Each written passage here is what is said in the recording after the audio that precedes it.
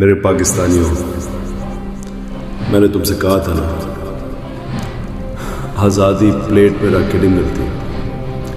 میں تو امام حسین رضی اللہ عنہ کے نقش قدم پہ چلتا ہوا یزید کے سامنے کھڑا ہوں اور اپنے خون کے آخری قطرے تک مقابلہ کروں گا۔ مگر میرے پاکستانیوں، تم نے تو کوفہ کے لوگوں کی یاد تازہ کروا دی، وہ بھی یزید کے خوف سے غلامی قبول کر گئے تھے۔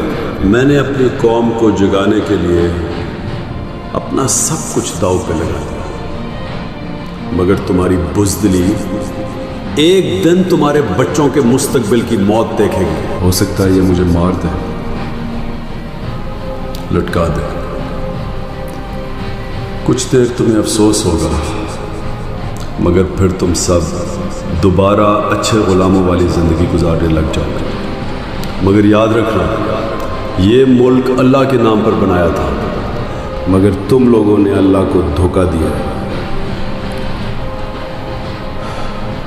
میری قوم آزادی کے لیے لڑنا پڑتا ہے۔ جو قوم اپنے لیے نہیں لڑتی وہ غلام رہتی ہے۔